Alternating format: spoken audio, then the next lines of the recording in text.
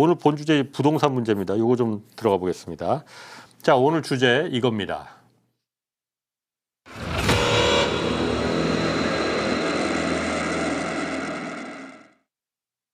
그 세 번째 부동산 대책 10월 15일 날 그 대책 한 달 지났어요. 그때 핵심이 토지거래 허가제였었잖아요. 서울 전 지역으로 다 확대하고 경기도도 상당 부분으로 좀 넓혔어요. 네, 12곳. 네. 일단 약발이 지금 먹히고 있는 건지 아닌 건지 그게 좀 궁금하거든요. 약발이 좀 약간 이제 떨어진 것 같아요. 예, 오늘 오늘 이제 보니까는 다시 올라가기 시작했어요. 예, 오늘 통계를 보니까 오늘 이제 주간 통계가 나왔는데 예. 지난주까지 좀 하향세였는데 다시 이렇게 올라가더라고요. 예, 뭐 몇 서울도 주밖에 그렇고 못 버티네. 예, 수도권도 그렇고 예. 그러니까 이제 내년에 그 지방선거가 다가오고 그리고 재건축, 재개발 뭐 이런 거 관련해서 또 예. 규제를 풀기 경쟁하지 않을까? 음. 또 우리가 지금 다룰 보유세와 관련해서도 정부 여당이나 좀 이렇게 조심스러워하는 기색이 좀 있다. 뭐 이런 것 때문에 아마도 가격이 더 올라갈 것 같다라고 하는 생각을 시장 참여자들이 하는 것 같아요. 아, 그것도 그렇지만은 이게 기본적으로 지금 금융 관료들이 그 주도하는 부동산 정책이거든요. 그렇죠. 그래서 기재부. 굉장히 좀 지금까지 그래왔죠. 네. 예, 지금 요번 예, 이제 뭐 세 차례에 걸쳐서 나온 거를 보면 예, 이제 뭐 대통령실도 금융 관료들이 많이 장악하고 있고 예. 예를 들어서 우리 권대영이라고 그 지금 뭐 금융위 부위원장인데 그때 예전에 대통령이 한번 일어나 봐라 그러면서 이분이 그 정책 만드신 분이다. 네, 6.27 대책 예, 칭찬받은 칭찬 6억 원 하신 분이다. 그래서 금융위가 뭐 엄청 힘을 냈습니다. 사실 힘을 엄청 내 가지고 엄청난 대책들을 많이 냈고 예. 결과적으로 금융 부분이 원래 기재부로 이제 합쳐지려고 했는데 살아남았어요. 그래서 거기가 아주 그냥 그 기분들이 아주 좋습니다. 아주 그냥 으쌰으쌰 해가지고 그래서 센 정책이 나온 게 지금 요번 정책인데 예. 기본적으로 거래를 하지 말라는 거거든요. 거래를 하지 말라고. 거래하려면 허가 받아라. 예, 그러니까 이제 그 돈도 안 빌려주니까 갭투기도 하지 마라. 예, 거래가 거의 이제 멈춰지는 거거든요. 그래서 아래에서 부글부글 끓기는 하는데 지금 사실은 이 끊을 모습들이 지금 보여지지는 않는 거예요. 그 중에 이제 한두 개가 이제 튀어나와서 가격을 형성하면서 굉장히 그게 가격이 높게 이제 사실 보이기는 하는 거거든요. 약간의 착시 효과가 좀 들어가 착시 효과 있거든요. 들어가 있고 다만 이제 이런 정책 문제는 뭐냐면은 예. 묶을 때는 좋아요. 들어갈 때는 좋은데 예. 나올 수가 없어요. 언제까지 그냥 이거 이게 지금 묶어둘 수는 없으니까. 사람들 토지거래 허가제. 토지거래 허가제요. 허가제도 26년까지 이렇게 돼 그러니까 있더라고요. 일몰제로. 그 대출 관련된 규제들도 묶어놨기 때문에 지금 부글부글 하는데 이게 가라앉으면 되는데 가라앉았다고 지금 확신할 수가 없기 때문에 이게 들어가기는 쉬운 정책인데 나오기가 굉장히 어려운 정책이라서 승부 전략이. 그러니까 보면은 지금까지 대책이 뭐 6.27 대책이나 15 대책을 보면 그러니까 공급을 하기도 그러니까 집을 내놓기도 어렵고 또 사는 것도 어렵고. 그렇지. 아예 거래를 하지 말라. 예, 거래량이 뚝 끊어졌죠. 예. 예, 3분의 1로 줄어들었다고 해요, 그렇게. 예, 거래량은 뚝 끊어졌는데 이제 산발적으로 이제 거래가 일어나는데 이제 상한가 거래가 이제 그게 이제 신고가루다가 예. 거래가루다가 이제 딱 박혀지는 거구나. 네네네. 그러니까 그게 일반적인 거래 가격은 양상이라고 아닐 보기는 거예요. 쉽지 않고. 네, 아직 지켜봐야 되지만 하여튼 수치상으로는 약간씩 지금 올라간 지금 지금 그럼 우 교수님 말대로 지금 잠정적으로 눌러놨지만 부글부글한 상태라고 판단이 되는데 그럼 추가적인 대책이 필요한 거 아니에요? 네네. 그게 지금 남아있는 카드라는 게 보유세, 우리가 제목으로 정한 보유세 문제, 그다음에 공급 문제 이 두 개란 말이에요. 근데 일단 정부 쪽에서는 그렇게 보유세 문제보다는 공급 쪽으로 아무 방점을 찍는 것 같아요. 네. 어제 구윤철 부총리도 보유세 인상 문제는 국민적 공감대를 통해서 검토하겠다. 네네.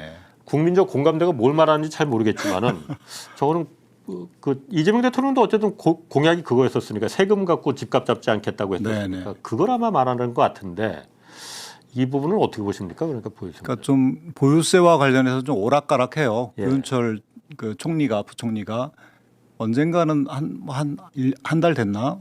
그 미국의 보유세가 1%인데 예, 그 그러면 정도는 그 정도는 예. 돼야 되지 않느냐라고 하는 강한 보유세 강화의 예. 그 언어를 썼는데 이제 며칠 전에는 또 다시 또 좀 신중하게 뭐 국민적 공감대를 말을 했어요. 그러니까 예. 좀 좀 부담스러워하는 기색이 좀 역력한 거죠. 근데 국민적 공감대라는 게 참 이렇게 그 뭐 굉장히 좋은 말 같지만 예. 이제 며칠 전에 보면은 주거 실태 조사라고 하는 것이 이제 결과가 발표를 했거든요.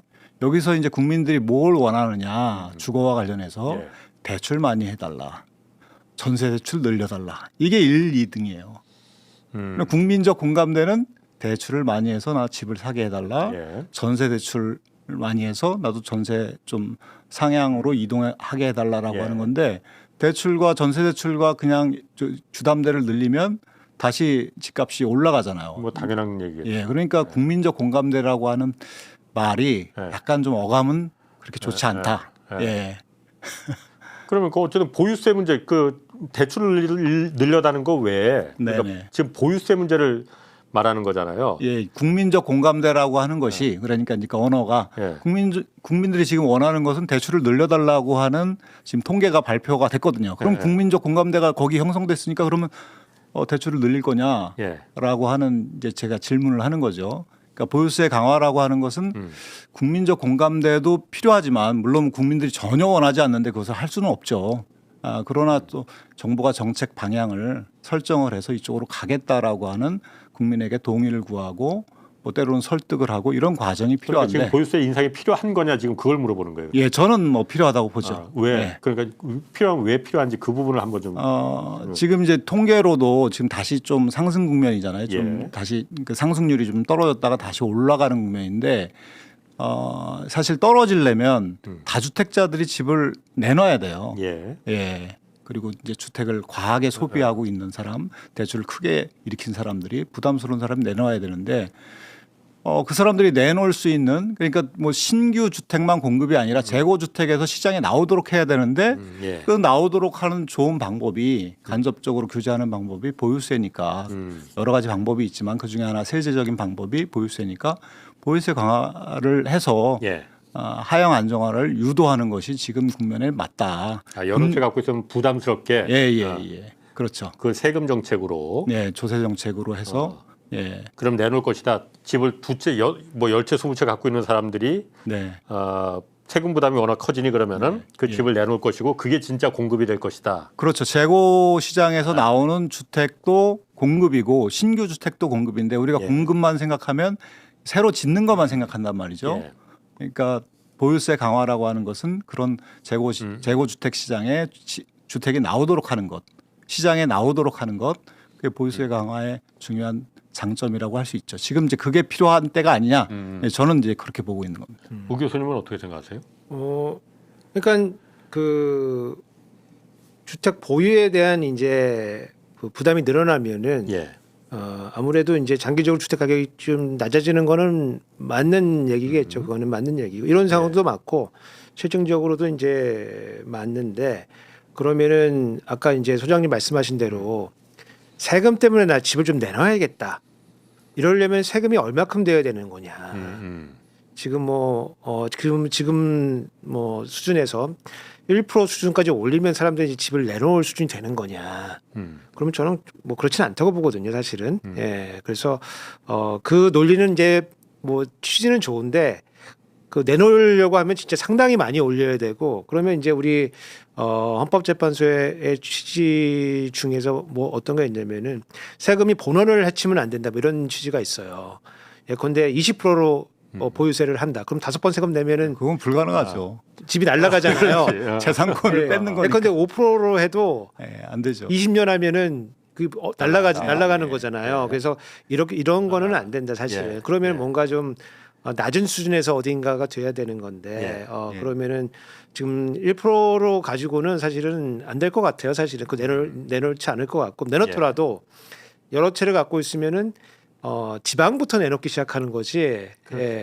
제일 수익이 되는 건 맨 마지막에 내놓을 거기 때문에 그렇지. 우리가 원하는 지역의 집이 공급되는 건 아니다. 그거는 오히려 지금 우리나라 주택이 굉장히 정책이 어려운 게 양극화가 막 되는 거잖아요. 떨어지는 데 막 떨어지는데 좋은 데는 막 올라가고 이렇게 되는 거기 때문에 오히려 이제 보유세를 강화해서 여러 그냥 뭐 정책을 어떻게 좀 다르겠지만은 예컨대 종부세를 강화한다 그러면은 이제 뭐 그 지방부터 막 떨어져 나가는 겁니다. 그게 막 떨어져 나가기 때문에 오히려 더 이 양극화를 더 과속화시키는 이런 결과 가져올 수가 있기 때문에 조금 조심해야 될 필요가 있고 그다음에 이제 선진국이랑 자꾸만 이제 보유세 비교하기 시작하면 뭐 그 실효세율. 실효세율뿐만 아니고 예. 높다 낮다 이제 이렇게 해서 따지기 시작하면은 상당히 이제 깝깝한 국면으로 이제 접어드는데 객관적으로 우리가 우리는 낮긴 낮긴 사실이던데? 낮습니다. 낮긴 낮습니다. 그리고 선진국이 조금 더 높은 편이긴 예. 합니다. 그거는 이제 맞는 얘기고 예. 다만 이제 선진국 대부분 다 지방세 형태를 가지고 있습니다. 지방세 형태를 가지고 있고 그 얘기는 무슨 얘기냐면은 자기네들이 사유를 결정하는 구조로 돼 있어요. 그 지역에서. 지역에서 우리 예. 좀 세금 좀 올리자, 아니면 우리 세금 좀 내리자. 그래서 뭐 투표하기도 하고, 아니면 뭐 우리 뭐 지사 뽑으면서 뭐 시장 뽑으면서 투표하기도 하고, 뭐 그렇게 해서 이제 예. 자기 선호를 드러내는 거거든요. 예. 예를 들어서 우리 지역에 조금 더 학교도 좋아야 되고, 경찰도 좀 세야 되고, 공원도 좋고, 병원도 있고, 이러면 좀 세금 좀 더 내야 되지 않겠냐. 그래서 그럼 세금 더 내자. 그런 사람들이 모여서 거기서 이 지역을 이루면서 사는 거거든요. 그럼 예. 높은 세금 내고 높은 이제 지방 공공재를 누리고 그리고 그 지방 공공재가 그 지역의 집값으로 또 자본화가 됩니다. 집값이 올라가요. 예. 좋은 곳이니까. 그래서 그렇게 사는 거고. 근데 우리나라는 그런 시스템은 아니거든요, 지금. 예, 내가 세금을 낸다 그래도 이게 나한테 다 돌아오는 건 아닙니다, 지금 구조가. 왜냐면 예컨대 뭐 강남 서초 송파 예. 세금 내서 우리 지역에 사는 우리 애들 가는 학교 다른 동네는 다 윈도우 쓰는데 우리는 다 맥으로 바꿔준다. 나 갤럭시 쓰는데 나 아이패드야. 예. 애플 워치 하나씩 다 사준다. 예. 이런 거는 안 되는 거 근본적으로 안 되는 거거든요. 그래서 그 미국이나 이런데 지방세 형태로 운영하는 나라에 비해 봤을 때 조세 저항이 훨씬 셉니다 이게. 예. 보유세가 보유세가 그렇기 때문에 이게 올리는 것이 예. 단지 뭐 평균보다 더 낮다. 뭐 이렇게 해서 올리기가 상당히 좀 부담스러운 상황이다. 네, 그러니까 저는 뭐 그거를 갑자기 올릴 수는 없다고 보거든요. 예. 1%라고 하는 것을 1%를 꼭 해야 한다고 보지는 않아요. 근데 장기적으로 우리가 이 수준으로 올릴 거다라고 하는 목표는 가지고 있을 필요가 있다. 예. 그리고 이제 아까 우 교수님 말씀하신 거는 이제 지방세로 주로 한다라고 하는데 또 국세로 하는 나라도 굉장히 많거든요. 유럽에는. 그러니까 그거는 지역적 나라의 특성에 맞게 그렇게 하는 거고 그러니까 지방세로 하는 나라는 주로 이제 지방자치가 발달돼 있고 지방의 부동산 가치라고 하는 거는 지방 정부의 역할에 따라 달라지니까 지방세로 주로 하는데 예를 들어 우리나라의 강남 뭐 서울의 집값이 높은 것이 이것이 서울 지자체의 역할이 아니잖아요. 수십 년 동안 중앙 정부가 서울 집중 정책, 강남 집중 정책을 취했기 때문에 집값이 높으니까 거기서 나오는 이익을 강남 사람들만 누리지 말고 그것을 거둬서 전국에 좀 흩어주자. 그게 이제 사실 종합부동산세의 이제 성격이잖아요. 실제였죠. 예, 국세로 하는 건데 예. 이제 그런 차원에서 보더라도 지방세로 꼭 해야 한다라고 하는 건 아니고 국세로 할 수도 있고 뭐 다양한 방식으로 할 수 있죠. 그러나 보유세는 갑자기 올릴 수는 없는데 예. 앞으로 올릴 거다라고 하는 강한 공고 효과. 앞으로 올라갈 거구나. 이 정부는 앞으로 4년 반이나 남았는데 이 정부에서는 계속 올라갈 거를 예상을 하면 사실 부동산에서 기대되는 수익률은 줄어들거든요.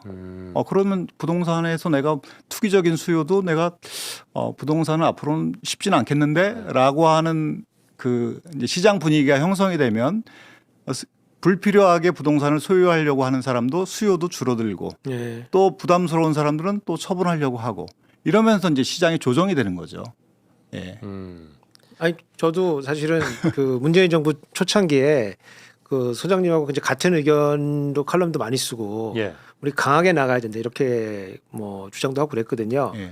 그래서 그 소장님 하신 말씀에 저 뭐 110% 120% 동의를 하는데 이게 시점이 되게 중요한 것 같아요. 보유세 같은 경우는 이제 지금 약간 평탄한 시절에 약간 보유세 강화를 하겠다는 의지가 이제 나가면은 그게 이제 여러 가지 수요 영향을 주기 시작하는데 한번 엉덩이가 한번 뜨기 시작해서 이제 들썩들썩 거리기 시작하면은 이런 뭐 보유세 이런 거는 얘기도 잘 안 들어오거든요, 사실요. 그러니까 집값이 좀 안정됐을 때 보유세가 나왔을 때 나오면은 약발이 먹히는 건데. 그러니까 이제 정권 딱 들어왔을 때 우리는 한다. 우리는 결행해가지고 보유세 올린다. 이렇게 됐으면은 그리고 집권했으면은 그러면은 이제 이게 이 약발을 먹는데 이제 엉덩이가 들썩들썩 해가지고 올 초에 오세훈이 훈이 예. 우리 훈이 우리 훈이가 이제 그 토지허가제 풀어가지고 난리 그렇지. 이 사단이 난리 났지. 거기서 시작된 거 아니겠습니까? 그렇죠. 그거 잡으려고 이제 보유세 얘기도 지금 아니 그렇게 하다가 중간에 대선이 껴가지고 그 들썩들썩 거리는 그 와중에 세금 올린다 그럴 수가 없어가지고 세금 안 쓴다고 그렇게 공약이 나온 거 아니겠습니까? 예. 그리고 지금 집값이 막 이제 오르는 상태에서 이제 두더지 잡기처럼 이제 그 보유세 가지고 튀어나오는 집값 때려 잡아봤자 예.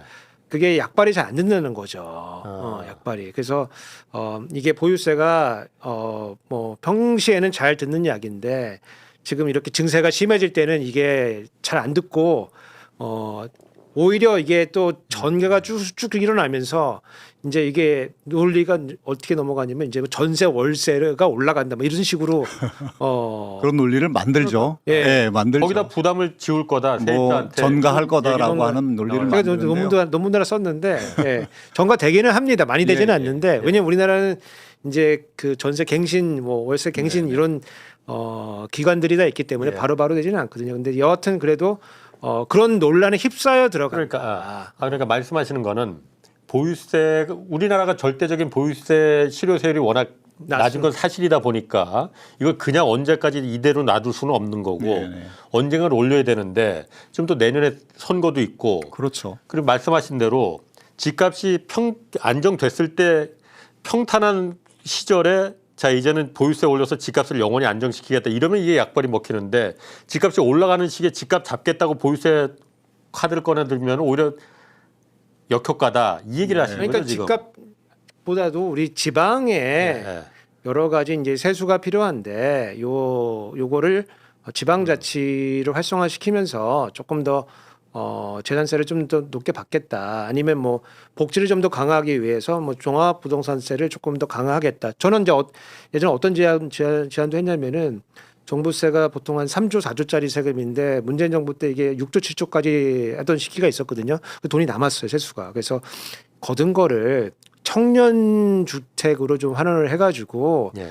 땅 부자 베이비 부모하고 집 부자 베이비 부모하고 청년들이 좀 화해할 수 있는 이런 약간 브리지 오버 트러블드 워터 이렇게 해가지고 종부세 용처를 너무 좀 지방으로 바꾸라. 나누지 말고 이렇게 예. 하자고 해서 아니, 그런 거는 괜찮은데 한번 엉덩이가 들썩들썩 하기 시작하면은 이게 지금 세금으로 잡는다는 게 여간이 올려서는 잡을 수가 없거든요. 그래서 제가 민심만 좀, 나빠진다. 네, 다른 말을 좀 하고 싶은데요. 그러니까 지금 문재인 정부 경험 말씀하셨잖아요. 예. 그래서 이제 노무현 정부도 한번 들여다보면 예. 노무현 정부가 2003년 12구 대책이라고 하는 종합대책 첫 대책을 내요. 예. 그때 서울 지역에 버블 세븐이라는 말이 그때 나왔는데 그때 막 있었어. 집값이 예. 막 폭등하면서 예. 12구 대책의 핵심은 뭐냐면 재산세와 종부세를 만들어서 종부세는 그 당시에는 종부세라는 세금이 없었어요. 그렇죠. 예, 그거를 만들어서 보유세를 강화하겠다. 다주택자 양도세 강화하겠다라고 하는 것을 이제 정책을 발표했는데 예. 그것이 바로 뭐 입법화된 건 아니죠. 그건 2004년에 입법화되는 거고 2004년 4월인가 그때 아마 총선이 있었을 겁니다. 근데 이제 2004년 내내 집값이 좀 하향 안정화됐어요. 그 세금 올리겠다는 예력을 때리니까. 예. 공고 효과죠. 이 정부는 이렇게 집권초인데 예. 보유세를 강화하려고 하는구나. 예. 경제도 사실은 2003년보다 2004년이 더 좋았거든요. 예. 예, 더 사실은 여러 가지 경제 지표만 보면 2004년에 더 올라갔어야 되는데 예. 그 공고 효과가 저는 크다고 생각하는데 그게 그렇게 안정이 되다가 2004년 말에 보유세 강화안이 국회를 통과해요. 예. 굉장히 약한 게 통과해요. 그러면서 2005년에 예고한 것보다. 예고한 것보다 훨씬 약한 게 통과됩니다. 예. 2005년에 다시 올라가게 된 거예요. 예. 그러니까 집권 초에 이 정부가 어디로 갈 것인지 발표하는 것 예. 그것은 지금 시장에 굉장히 큰 영향을 준다. 그럼 지금 예를 들어서 지금 남 소장님 말한 지금 정부 초기니까 예, 예. 지금 그 과거의 노무현 정부 때처럼 네네. 호랑이 같은 보유세를 갖다 우리 도입하겠다. 예. 이렇게 하면은 집값이 훅 그 효과가 나올 거라 이거죠. 예. 그렇죠. 어. 예. 공고 효과만이라도 음. 그러니까 무슨 뭐 디테일하게 발표하는 게 아니라 목표가 이렇고 이 방향으로 갈 거다라고 하는 시장에 확실한 신호만 줘도 예. 부동산으로 수익률은 그렇게 크지 않겠구나 앞으로 그렇게 이제 시장이 인식하도록 만들어야 된다는 거죠. 네. 그거는 저도 일리가 있는 것 같은데. 예. 그러니까 그 노무현 정부 때 사실은 지역 균형 발전하면서 예. 전국의 토지를 막 수용하기 시작하거든요. 예. 그래서 그 돈이 막 이제 풀려 나가요. 예. 그래서 지방에 이제 그 여러 가지 땅을 수용하고 그 돈이 이제 다 강남으로 오는 거거든요. 예. 그러면서 이제 아파트 가격만 이제 오르기 시작해가지고 물결 뭐 효과처럼 이제 다른 지역도 막 이제 오르기 시작해서 재산세를 막 이제 올리기 시작했거든요. 예. 그때 종부세는 없었으니까 재산세를 올리기 시작했는데 이 강남 3구하고 그 양천구, 목동 양천구 그다음에 성남 분당에 있는 성남에서 세븐. 탄력 세율이라는 걸 적용합니다. 탄력 세율. 예. 탄력 세율. 그래서 우리는 세금이 이렇게 많이 들어올 필요가 없어. 그래서 세율을 반으로 깎아준다. 그래서 반으로 깎아줍니다. 그래서 다른 데는 재산세가 많이 올랐는데 거기는 오히려 깎였어요. 강남 그 여기는 우린 집값이 높으니까 세율이 이렇게 높을 필요가 몇 년도에 그렇게 그게 했습니까? 2004년도 뭐 이럴 때입니다. 예, 그래서 종부세가 생긴 거예요. 니네가 이렇게 재산세를 마음대로 하면 지방세를 깎아주면 안 돼. 그래서 탄력 세율을 적용할 예. 수 있는 요건을 법으로 제한을 하고 국세인 종부세를 그래서 하고 도입했다. 종부세를 도입해서 우리가 가져가겠다 예. 이거를 그래서 예. 그거를 가져가서 거꾸로 다시 나눠준다. 그래서 예. 그 종부세가 이제 돌아온 거고 예. 하지만 이제 종부세가 이제 들어와서 점점 세져 가는 거거든요. 집값이 안 잡히니까. 예. 근데 집값은 계속 올라갔어요, 사실은. 예. 그래서 이 종부세나 보유세가 세진다고 해서 올라가는 수요를 좀 막긴 좀 어렵다. 근데 결국은 남토장님 얘기는 예. 원래 처음에는 내려갔던 게 호랑이 같은 정부 그게 노무현 정부 때뿐만 아니라 문재인 정부 때도 패턴이 똑같았습니다. 예. 또 아주 똑같았어요. 예. 호랑이 같은 종부세가 우리 나올 거다 하고 예령을 때렸는데 실제 나온 거 보니까는 호랑이가 아니고 강아지 정도의 종부세가 예. 딱 나오니까 아이고 요거 정도에 그럼 맞습니다. 이 정도면 아무것도 아니야 세금은 예, 이렇게 해서 맞습니다. 집값이 다시 올라갔다는 거잖아요. 네. 그러니까 진짜 호랑이 같은 종부세를 그냥 보유세를 부과하면은 그러면 어떻겠냐 이거지. 그러니까 이제 그거는 너무 좋은 얘기인데 제가 2018년도에 그때 그 작업을 한 팀이 재정개혁 특위라고 네. 특위에서 작업을 해가지고 100년을 내다보는 세금을 예, 정책을 만들겠다. 그 6월달에 제가 재정개혁 특위 위원장 사퇴하라 그랬어요. 예. 예, 이런 그지 같은 종부세 만들 거면은 예. 강하게 낼 거 아니면은. 근데 그러니까. 이제 왜 강하게 못 냈을까를 한번 좀 생각을 좀 해봐야 되는데 그때의 그 얘기가 지금도 적용될 것 같아요. 왜냐면 이제 선거가 이제 주기적으로 돌아오기 때문에 유권자를 선거 때문에 생각을 안 할 수가 없고 예. 내년에 당장 서울시장 선거 있는 거 아니겠습니까? 예. 물론 서울시장만 있는 건 아니겠지만, 근데 그 우리 올해 치른 대선 6월 대선을 보면은 전국의 표차, 그러니까 이 진보 진영하고 이 내란 세력 맞는지 모르겠지만, 그러니까 국민의힘 김문수하고 표차가 서울에서 많이 안 났습니다 생각보다. 예.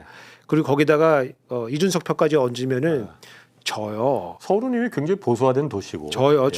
옛날에 서울하고는 지금 예, 많이 다르고. 집니다. 예. 그래서 지금 세수가 딱히 필요한 건 아니고 우리가 지금 세수가 필요하면은 지도라도 올려서 지금 바로 잡아야 되는데 세수가 지금 딱히 필요한 상황은 아니거든요. 근데 집값을 잡을 수 있을지 없을지 모르는 정책을 가지고 지금 보유세를 올려서 만약에 내년 서울시장 선거에서 불리한 선거를 우리가 치러야 된다고 하면은 그건 상당히 실기하는 거다. 그래서 좀 프랙티컬하게 좀 실용적으로 생각을 해볼 필요가 있다. 왜냐하면 종부세가 지금 기준으로만 4조짜리 세금이거든요. 예. 요거 올려도 2배로 올린다고 8조예요. 예. 세수 4조 거치는 겁니다, 사실은. 예. 2배로 강화한다고 치더라도. 예. 그럼 4조가 사실은 우리가 1년에 400조 들어오는 국세인데 4조는 뭐 진짜 아무것도 아니거든요, 사실은. 근데 그거를 얻으려고 집값도 잡힐지 안 잡힐지 모르는 정책을 해서 서울시를 내줘야 된다. 그러니까 그건- 잡힐 수도 있는 거 아니에요? 예. 저는 뭐 거기서 아마 좀 다 다른 것 같은데요. 집값이 저는 분명히 집권 초기에 그리고 금융시장도 되게 대출 규제도 강하게 들어갔잖아요. 예. 이럴 때 저는 보유세 강화 카드를 내면 예. 분명히 영향을 준다. 하향 안정화에 영향을 준다. 예. 저는 민주당이 이 결과를 가지고 예. 아 우리는 유능하다. 과거에 그런 어떤 잘못을 우리는 전철을 되밟지 않는다. 우리가 집권을 하니 집값이 하향 안정화되지 않느냐라고 하는 그 결과를 가지고 유권자를 설득하는 것이 오히려 전공법 아니냐. 그러니까 지방선거 있죠, 당연히.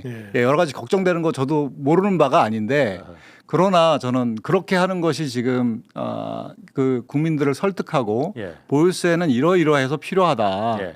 그리고 앞으로 한국 사회가 부동산 가격이 계속 서울 집값이 계속 올라가면 한국 사회가 어떻게 되겠느냐라고 하는 설득과 동의를 구하면서 집값을 하향 안정화시키는 그 지표를 가지고 저는 지방선거에 임해야 된다고 봐요. 우리 유능하다. 진보 정권이 들어서면 항상 집값이 올라갔다. 예. 그렇지 않다라고 하는 그 결과를 보여줘야죠. 예. 예. 그러니까 제가 뭐 저도 전문가는 아니지만은 제가 보면 아까 노무현 정부 때 문재인 정부 네네. 항상 보면 진보 정권 때 왜 집값이 올라갔냐 뭐 이 얘기를 우리 많이 하잖아요. 근데 사실 진보 정권 노무현 정권 때 문재인 정권 때 다 그냥 무조건 다 미친 집값이 된 건 아니었거든요. 마찬가지로 아까 노무현 정부 초기 때 종부세 도입하겠다고 하니까 예, 집값이 예. 훅 떨어졌다가 예, 예. 그다음에 아예 요거 정도야 하니까 이제 다시 올라가기 시작했고 문재인 정부 때 말씀하신 재정개혁특위 그때 정말 호랑이 같은 종부세 나온다고 다들 그때 벌벌 떨었잖아요. 예. 그때 다주택자들 집 엄청 팔았습니다. 집값 엄청 그때 떨어졌었어요. 2017년도에 실제 떨어졌었잖아요. 근데 막상 재정개혁특위에서 딱 내놓은 거 보니까 그때 워낙 뭐 그 기재부도 반발을 했었고 워낙 행정부 내에서도 그러니까는 호랑이는 그냥 쥐새끼만도 못한 세금이 나와버리니까 시장에 확실한 신호를 던져줬거든요. 예. 이 정부는 집값을 잡을 생각이 없구나. 맞습니다. 그때부터 미치기 시작한 거잖아요. 그 플러스 그 임대사업자 네네. 그렇지. 뭐 특혜를 많이 줬. 종부세 이제 예, 빼준다 그래가지고. 그러니까 제 말은 제가 뭐 제 말이 맞다는 게 아니고 예. 그 보유세를 그냥 우린 이 정부의 스탠스는 확실하다. 예. 우리가 절대적으로 선진국의 다른 나라에 비해서 워낙 낮으니 보유세가 낮으니 그 정도는 우리가 올리겠다라는 걸 확실히 선언하고 예. 실제로 그걸 갖다 이행을 한다면은 집값이 정말 잡힐 수도 있는 거 아니냐. 왜 해보지도 않고 겁을 먹지. 이 생각이 어떤 저는 좀 들긴 드는데. 그러니까 보유세 강화라고 하는 것이 그러니까 이렇게도 설명할 수 있을 것 같아요. 우리가 세금 뭐 조세 전문가시니까 제가 교수님 앞에서 또 말씀드리는 게 좀 그런데 대단히 감사합니다. 이제 세금이라고 하는 것이 소득세가 있고 재산세가 있고 네. 소비세가 있잖아요. 세 네. 가지가 있는데 그 중에서 가장 좋은 세금은 재산세거든요. 자산에 부과하는. 그리고 지금의 불평등이라고 하는 것은 사실 자산에서 일어나는 불평등이 예. 불평등의 주된 원인인데 자산의 세금을 더 많이 부과하는 것이 불평등을 줄이고 그런데 그 굉장히 효과적이다라고 하는 차원으로 그 차원도 있고 또 보유세를 강화하게 되면 시장 안정화 효과도 있다라고 하는 두 차원으로 가서 이제 국민들을 설득하고 동의를 구하는 작업을 하는 것이 저는 필요하다. 지금 보면은 문재인 정부 때 또 노무현 정부 때 주택 공급을 안 한 게 아니거든요. 서울만 보면 문재인 정부 때 서울의 주택 공급을 가장 많이 했어요. 가장 많이 했어요. 그렇죠. 수치상으로 보면은. 예. 그러니까 이것이 공급이 부족해가지고 신규 공급이 부족해갖고 집값이 올라간 게 아니라는 거예요. 예. 결국에는 투기적 수요인데 문재인 정부 때는 이제 금융 과다 공급하고 전세 대출 뭐 이것이 이제 투기에 이제 갭 투기에 또 도화선이 되고 막 이런 것이 이제 결합되어 있지만 지금 이제 금융 규제는 지금 어느 정도 하고 있잖아요.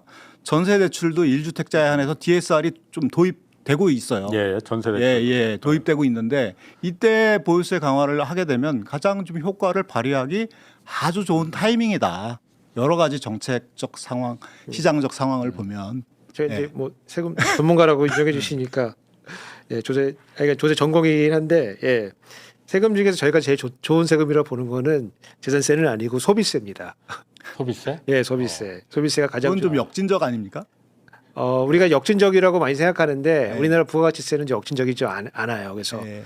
그래서 소비세가 가장 좋은 세금이라고 사람들이 보고 있고 다만 소비세 과세하는 게 조금 테크닉 기술적으로 좀 어렵다. 그래서 소득에 과세하는 겁니다. 왜냐하면 이제 소득은 속이잖아요. 나 얼마 벌었어 물어보면 다 속이잖아요. 예, 와이프가 물어보면 다 속이잖아요.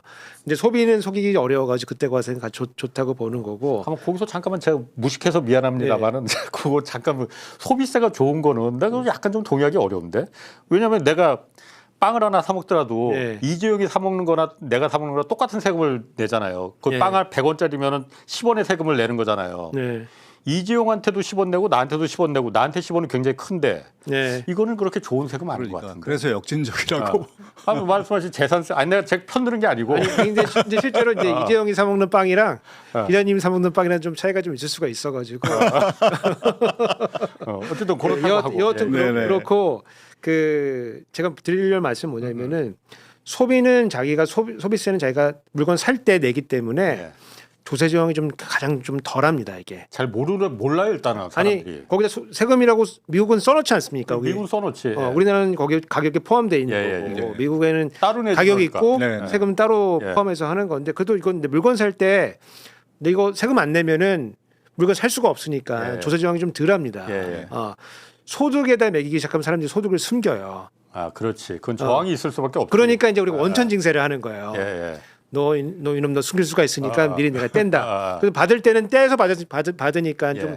저항이 좀 그래도 좀 덜한데 재산세 같은 경우에는 소득이 없을 때도 내야 돼요. 그렇죠. 예, 그래서 그래서 조세 저항이 좀 은행에서 그걸 찾아오거나 음. 현금이 없으신 분들은 자산을 처분하거나 대출받거나 이렇게 해서 내야 되는 거거든요. 그래서 조세 저항이 어마무시합니다. 이거는. 예. 그거는 사실 과세 이연을 하면 되거든요. 처분했을 때 내도 되고. 그러니까 우리나라가 사실 재산, 그러니까 부동산을 소유한 거하고 소득하고 좀 불비례해요.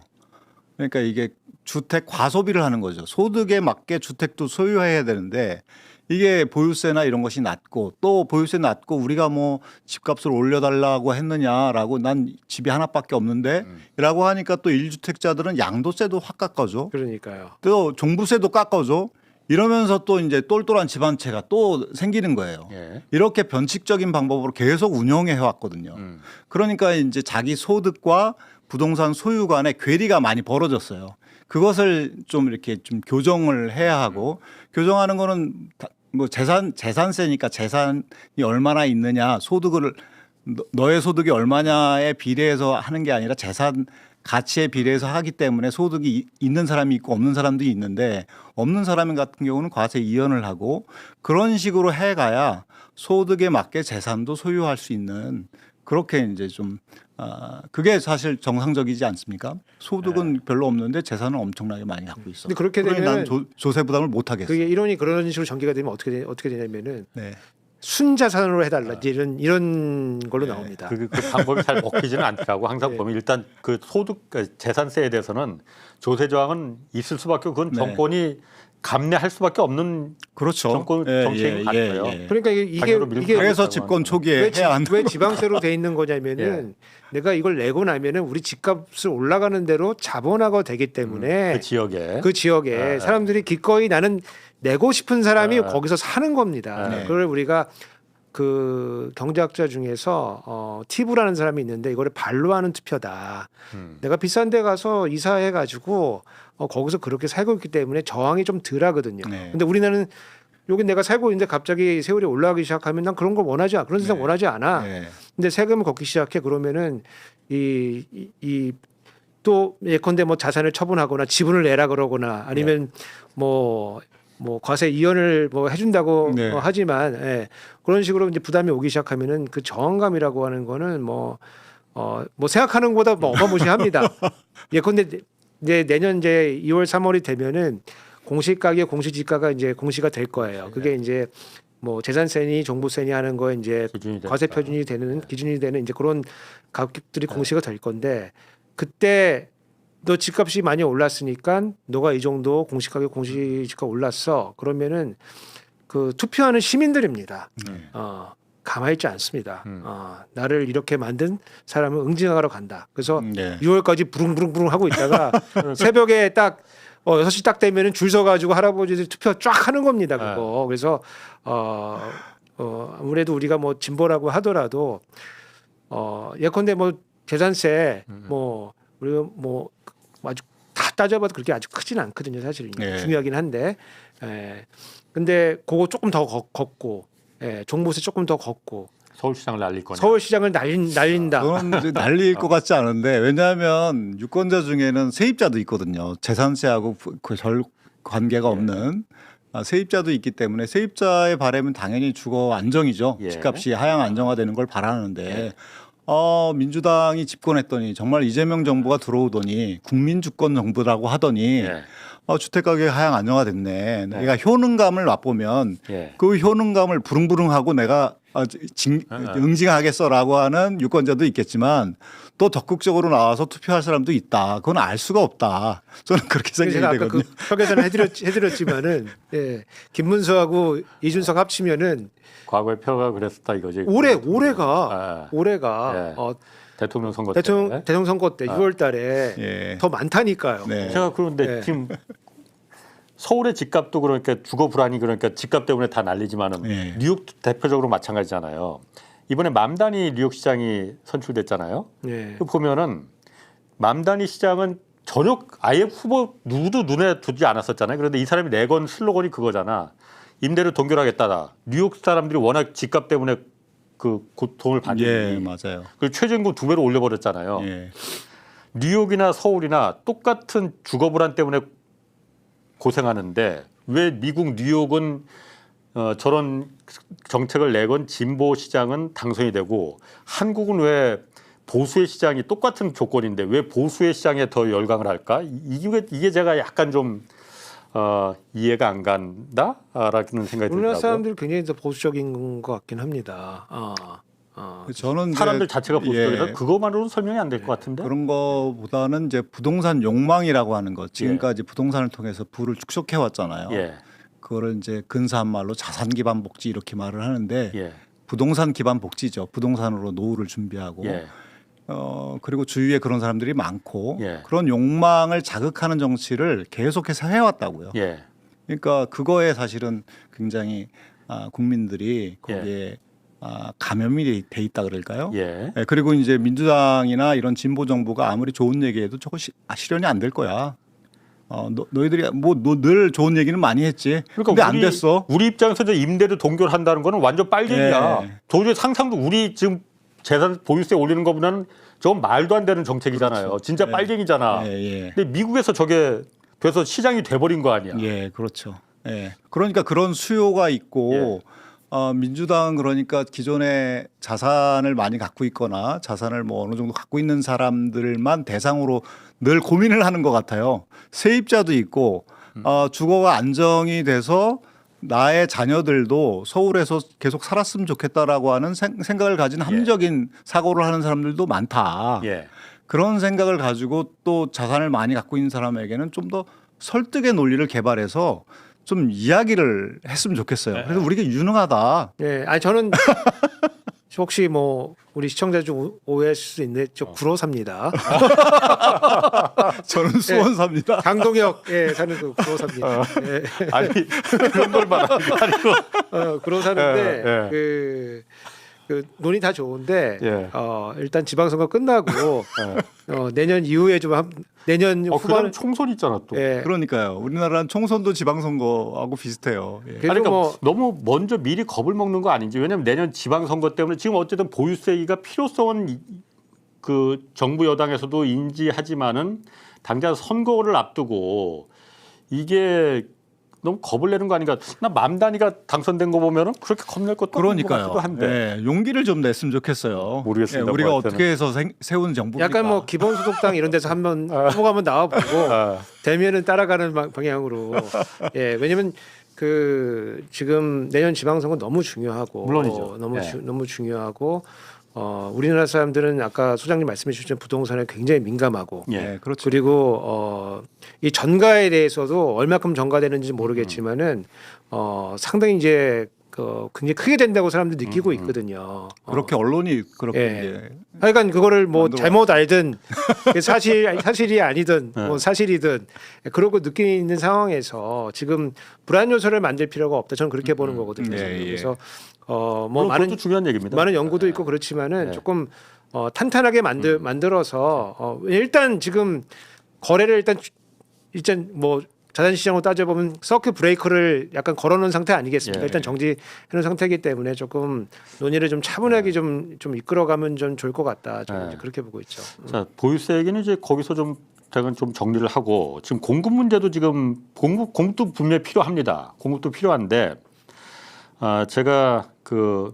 어제 한겨레 신문에서 그 최한수 경북대 교수가 기고한 글을 전 사실 굉장히 감명 깊게 읽었거든. 네. 제목에서 벌써 제목이 너무 도전적이야. 제목이 서울 20대에게 용산 공원이 필요할까? 저거 제가 맨날 주창하는 거였거든요. 예. 용산 미군기지 지금 반환되는 거 거기 서울시에서는 공원 만든다는 거잖아요. 네. 이게 서울 20대에게 저게 용산공원이 필요하냐. 기사 내용을 보면은 용산공원은 철저하게 기득권 그 주변에 사는 기성세대가 지키려는 원하는 정책이다 이거는. 20대 청년들은 공원보다는 기회를 원한다. 그 넓은 부지에 공공부지에 청년들이 들어가서 살 수 있는 싸고 질 좋은 공공주택을 임대주택이 됐든 그 분양주택이 됐든 공공주택을 거기다 몇만 채를 짓는 게 청년들이 원하는 거지. 거기 공원 만들어 놓으면은 남산도 1년에 한 번도 갈까 말까 한 서울 시민들이 그 앞마당에 용산 주변의 아파트 주민들 철저하게 기득권입니다. 우리 세대 예, 가장 예. 부자들입니다. 그렇죠. 강남 여기만 그야말로 더 자산격차를 벌려주는 거 아니냐. 네. 나 그래서 저 기사를 제가 일부러 좀 택했어요. 네, 오늘. 네. 저거 어떠느냐 저거. 용산 공원에 꼭 용산 미군기지에 공원을 만들어야 되느냐. 공원 우리 남산도 안 가는데. 네, 맞습니다. 공원은 도시락 가지고 가는 데는 아니죠. 집 앞에 근린 공원을 많이 만드는 게 조그만 중요하죠. 공원. 예, 예. 예. 그게 중요하지. 예. 저는 저기에다가 공공임대주택이든 예. 아니면 대안적 주택을 공급을 해서 주거 안정을 시키는 것이 예. 20대에게는 훨씬 유리한 거죠. 20대가 원하는 건 그거죠. 예, 원하는 게 그거죠. 20대가 뭐 공원을 가고 싶어 하거나 예. 뭐 이러는 건 아니잖아요. 예. 뭐 갈 수도 있겠다마는 네, 그거보다는 내가 살 수 있는 싸고 좋은 아파트 예. 그래서 결혼할 수 있는 예. 그 주거 안정을 만들어 주는 게 진짜 정책이 할 일 아닌가. 예. 그러니까 공급을 지금 한다고 지금 예. 정부도 지금 공급 무슨 간판도 내걸고 지금 국토부하고 예. LH하고 지금 뭐 남영동에 뭐 이렇게 사무실도 냈더라고요. 근데 이제 이런 정책이 필요한 것 같아요. 이게 국공유지잖아요. 예. 예. 또 뭐 수용한 것도 아니고 저기 나라의 땅이니까 공공의 땅이니까 여기에다가 저렴한 주택을 저렴성을 유지할 수 있는 그런 주택을 공공임대주택이든 뭐 제가 또 주장하는 토지임대부 주택이든 예. 이런 주택을 계속해서 공급을 하면 그러면 주거 안정이 굉장히 이루어지죠.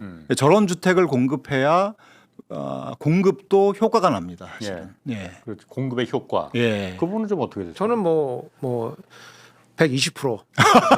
이 부분은 두 분이 또 예. 일치하시네. 왜냐면 그 전통적으로 예. 공공 부분이 그 임대주택의 재고를 좀 많이 들고 있어야지 민간 주택이랑 경쟁이 되면서 그렇죠. 가격도 안정화되는 거거든요. 그렇죠. 예. 이제 우리나라의 그 임대주택 공급하는 패턴이라고 하는 거는 이제 뭐 임대주택 하다가 분양해가지고 마무리 짓는 거거든요, 사실은. 그래서 뭐 사실 뭐 그 공공주택 그 재고가 뭐 전체 뭐 5%에서 왔다 갔다 하는 겁니다. 그래서 15에서 20%까지는 우리가 들고 있어야지 예. 민간이 활성화되더라도 그 가격을 좀 견제를 좀 할 수가 있는 예. 거거든요. 그래서 아까 그 수장님 중간에 뭐 문재인 정부 때 뭐 주택 수가 좀 뭐 적지 않았다 이렇게 하는 건데 공급수가. 저는 이제 그런 표현이 예.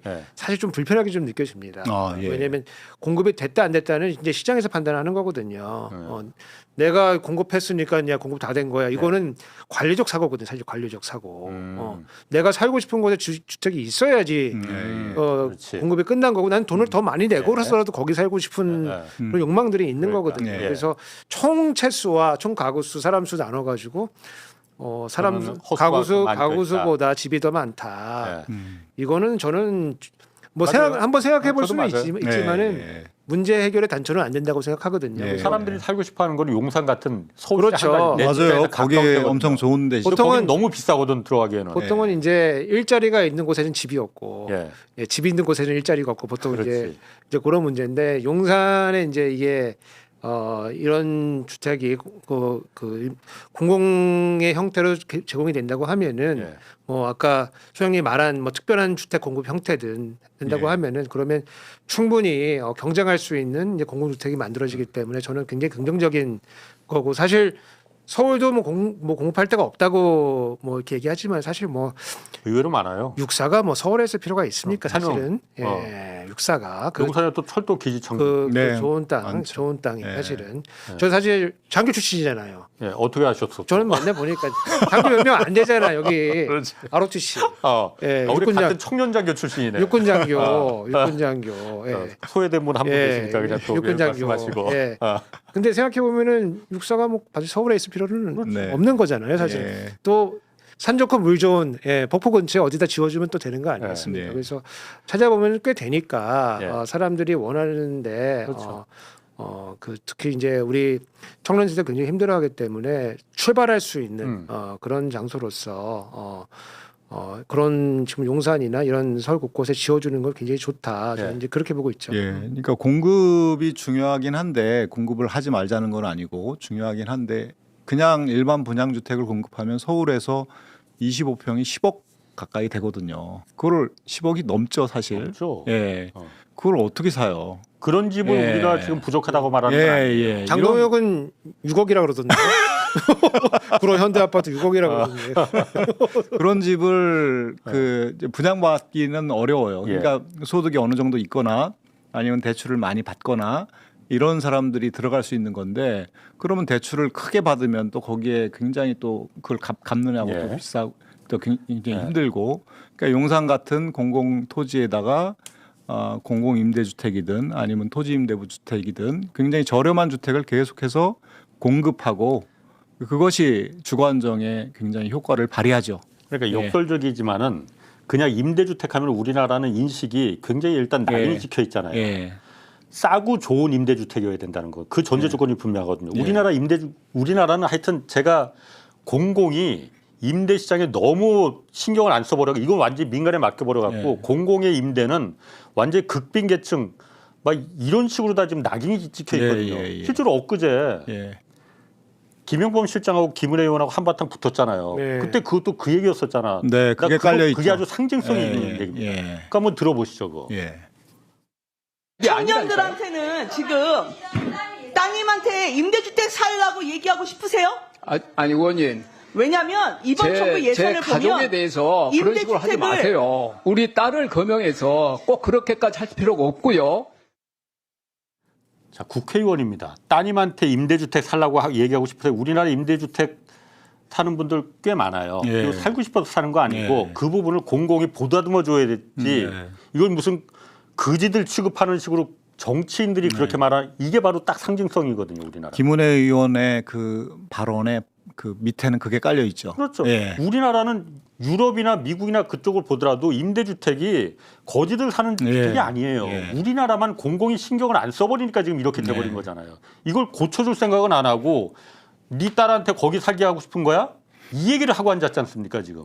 예. 그러니까 그 뭐 말씀하신 용산 같은 경우에도 이렇게 공공임대주택과 분양주택을 함께 그러니까 혼합해 가지고 살 수 있는 그런 주택을 많이 공급해야 된다고 생각해요. 공공임대주택은 또 어디 외딴 데다 막 공급하는 게 아니라 함께 도심지에 분양주택하고 공공임대주택 누가 공공임대주택에 사는지 누가 분양주택에 사는지 모르게 하고 거기서 같이 그 섞여 살 수 있도록 그걸 뭐 소셜 믹스라고 그러는데 그런 정책을 더 적극적으로 추진해야 된다고 보고요. 제가 얼마 전에 그 위례 신도시에 공공 분양주택하고 임대주택을 함께 그 소셜 믹스된 아파트에 갔다 왔거든요. 정말 좋더라고요. 근데 한 가지 단점이 있는데 공공 임대주택에 사는 사람들은 동대표에 나올 자격이 없어. 또 그래? 예, 그러니까 사용자에게 그런 관리의 권한을 주거나 이런 것이 필요한데 아직 거기에는 이제 입법이 잘 안 돼 있는 것 같아요. 그런 거를 제외하고 거기 그 실제 거주하는 사람에게 예. 들어보니 아무 차별이 없고 서로 그런 어떤 위화감이나 이런 게 전혀 없다. 굉장히 성공적이다라는 얘기를 들었는데 그런 주택을 많이 공급해야 된다고 생각합니다.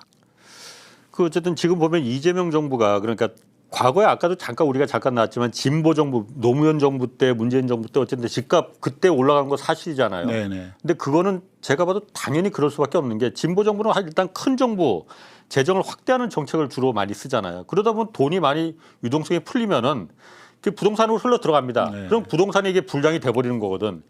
이걸 갖다 컨트롤할 수 없었기 때문에 이 유동성이 부동산으로 들어가는 이 견제 장치를 못 만들었기 때문에 꼭 진보 정부 들어서면은 집값이 오르더라 이 프레임이 된 건데 이재명 정부는 그래서 돈은 풀더라도 이걸 갖다 부동산이 아닌 주식시장으로 지금 가겠다 이 정책을 쓰고 있는 거잖아요. 일단 이게 성공할 가능성 어떻게 보시는지 그리고 성공하려면 어떤 게 필요한지 저는 이게 꼭 좀 성공했으면 좋겠거든요. 그러니까 이게 또 성공해야 되는 이유가 뭐 예. 부동산뿐만 아니고 우리 베이비 부모들 지금 뭐 엄청나게 은퇴하고 있지 않습니까? 예. 그리고 대부분 자산 구성이 이제 부동산이 보통 80% 가까이 되고 금융자산이 20%가 되고 좀 있으면 이제 고주택 가격 그곳들은 이제 일부 지역을 제외하고 이제 가격이 떨어질 거예요. 그러면 노후소득 보장이 안 됩니다, 사실은. 그래서 이게 지속 가능하려고 하면은 거의 그냥 뭐 부동산 40에 금융자산 60은 아니더라도 5대 5까지는 가야 되는 거거든요. 그렇게 하기 위해서는 이 자산 시장의 이제 수익률을 조금 더 담보를 해주고 부동산 시장의 이제 그 가격은 너무 떨어지지 않는 선에서 이제 유지를 해줘야지만 이제 이렇게 그 자산 구성이 이제 바뀌어 나갈 거예요. 이제 그런 차원에서 이제 그 자산 시장을 활성화할 수 있는 여러 가지 그 정책은 필요하다고 보고 다만 이제 우리 지금 이른바 이제 PBR이라고 했던 그 이제 그 구윤철 장관이 말 PBR 얼마냐고 해 지금 10배. 잘못 얘기해가지고 그 얘기해 준 사람이 그 옆에 있는 다른 사람인 거 아세요? 그러니까 그래서 기재부 관료들이 우리 사장님이 그런 건 아니야. 누가 권위 있는 사람이 얘기해줘서 받아가지고 얘기한 거지. 우리 실수한 건 아니야. 그러니까 그건데 PBR이 우리가 좀 낮기 때문에 여러 가지 조금만 이제 제도를 보완해주면은 그래도 최소한 기업 가치만큼은 올라갈 수 있는 여지가 있고 지금 한 4천에서 부동산의 수익률보다 이쪽이 더 주식시장이 높더라. 손쉽게 올라갈 이거만. 수 있는 돈을 더 집어넣지 않더라도 제도만 몇 가지만 바꿔주면은 손쉽게 이제 기업의 가치만큼은 이제 회복해서 가는 그런 가능성이 있는 거고 지금 그런 뭐 이 경로에 있다고 보는 거거든. 4천, 5천은 이제 우리 자산 시장이 갖고 있는 포텐셜을 회복을 해주는 건데 여기다 돈을 뭐 쓸어 담은 넣지 않더라도 제도만 바꿔주면 갈 수가 있기 때문에 그러면은 이제 가구도 자산 이제 이 포트폴리오들을 좀 바꿔가면서 안정적으로 갈 수 있기 때문에 그러면은 이제 노후 소득 보장도 조금 더 안정적으로 되고 그리고 지금 세대도 또 부를 축적할 수 있는 계기가 되기 때문에 한 30년 40년 지나고 났을 때 그러면 이제 부동산하고 이 동산의 이 금융자산의 그 비율이 한 5대 5 정도로 수렴하게 되면은 우리 경제가 굉장히 안정적인 이제 그 지속 가능한 성장 국면으로 유지할 수가 있을 것이다 이렇게 보는 거죠. 예. 저는 뭐 지금 8대인데 지금 5대 5 말씀하시는데 한 6대 4로 갔으면 좋겠어요. 그러기 위해서라도 저는 부동산의 수익률이 좀 줄어든다라고 보유세가 꼭 필요하고 왜냐하면 주식에서 돈 번 걸 가지고 다시 또 부동산으로 올 수 있거든요. 그 가능성 매우 크죠. 그리고 지금 사실 뭐 부동산을 갖고 있는데 부담이 별로 없으니까 일단. 그 지금 이제 거래량은 별로 없지만 약간 상승하는 지금 분위기잖아요. 이것을 가벼이 보면 또 안 되거든요. 또 올라갈 수 있고 주식에서 번 돈이 다시 부동산으로 이렇게 올 수 있는 가능성도 있기 때문에 가능성은 뭐 100%죠. 100%요? 지금 원밸리에 현금 주고 사는 애들은 다 코인 부자들이거든요. 그렇죠. 가상화폐도 있고 부모에서 받은 것도 있고 그러니까 결국에는 부동산에서 자체 수익률을 좀 떨어뜨려 주는 것이 굉장히 좀 필요하다. 그래야지 다른 자산으로 갈 수가 있다. 그 방법은 그러니까 세금을 그래서 지금 쓰는 게 가장 세금 정책을 지금 쓰는 게 적기다. 집권 초기에 그렇게 해야 효과를 가장 크게 볼 수 있고 그 결과를 가지고 좀 지방 선거에 임했으면 좋겠다라고 하는 게 저의 이제 주장입니다. 어쨌든 귀결은 마지막 귀결은 내년 선거 때문에 이걸 정책적인 어떤 그 정부적인 문제 때문에 못 쓴다. 제가 그 정무적 부분이- 감각이 좀 떨어져서 그런지 예, 내년 선거에 이렇게 임하지 않으면 좋겠다. 선거가 한 5년에 한 번만 있었으면 좋겠어요. 한꺼번에 다 몰아갖고 그냥. 하여튼 어려운 문제입니다. 어려운 문제인데 분명히 그 부분에 대해서 정부가 지금 가는 방향도 주식 시장을 키우고 부동산 시장을 죽인다기보다 정상화시키고 네, 이 방향이니까 그렇죠. 네. 그 부분에 대해서 좀 지혜를 좀 모았으면 좋겠습니다. 두 분도 좀 아이디어 저희가 좀 종종 모실 테니까 아이디어를 좀 이렇게 좀 갖고 오시고 그렇게 좀 부탁 좀 드리겠습니다. 네. 자, 남기업 소장 우석진 교수였습니다. 고맙습니다. 네, 감사합니다. 수고하셨습니다.